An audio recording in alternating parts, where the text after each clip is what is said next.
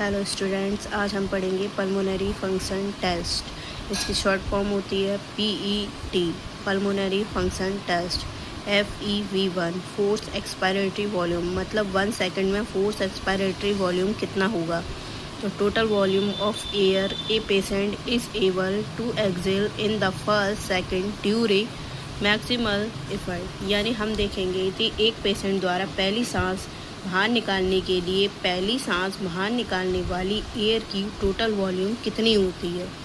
तो नॉर्मल कितनी होगी हमारी 75% होगी, माइल्ड होगी तो 60% होगी, मॉडरेट डिसीज होगी तो 40 से 60% होगी, सीवियर होगी तो वो 40%। सेकंड हम पढ़ेंगे थायराइड फंक्शन टेस्ट, जिसमें फर्स्ट होता है नॉर्मल TSH। इसकी वैल्यू कितनी होनी चाहिए, 0.35 टू 5.00 मिली इंटरनेशनल यूनिट पर लीटर। ठीक है। सेकंड है सप्रेस, इसकी वैल्यू होनी चाहिए 0.10 मिली इंटरनेशनल यूनिट पर लीटर।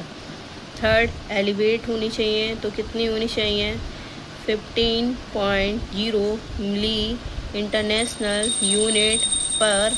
नेक्स्ट है ADF, इसमें T3 T4 आता है। T3 होता है थायरॉक्सिन का, ये होता है T4 भी थायरॉक्सिन होता है, मगर इनकी वैल्यू अलग अलग होती है। दोनों की एक की होती है 80 to 180 mg/dl। ठीक है। सेकंड T4 की हमारी जो वैल्यू होती है वो रहेगी हमारी 4.6 to 12 mcg/dl। थर्ड हम देखेंगे ब्लड शुगर प्रोफाइल। ठीक है। इसमें जो रैंडम ब्लड ग्लूकोज होता है, रैंडम का मतलब होता है कभी भी हम रैंडम ब्लड शुगर चेक कर सकते हैं, चाहे खाना खाने के बाद, चाहे खाना खाया हो, चाहे ना खाया हो। ठीक है। हम इसे कभी भी चेक कर सकते हैं। इसकी जो वैल्यू होनी चाहिए वो कितनी होनी चाहिए, 70 से 125 mg/dl होनी चाहिए। ग्लूकोज फास्टिंग, ग्लूकोज फास्टिंग का मतलब है खाली पेट करनी है हमें ये वाली जाँच, जो कितनी होनी चाहिए 70 से 100 mg/dl निकलनी चाहिए। ग्लूकोज पोस्ट पेंड्रेल का मतलब है कि खाना खाने के बाद हम टेस्टिंग करेंगे तो 140 mg/dl निकली तो भी नॉर्मल है। ठीक है। HbA1c का मतलब ये होता है, ये हमें 3 मंथ का रिजल्ट दिखाती है। ठीक है। ब्लड में प्लाज्मा ग्लूकोज का कंसंट्रेशन कितना होता है ये वो आइडेंटिफाई करती है।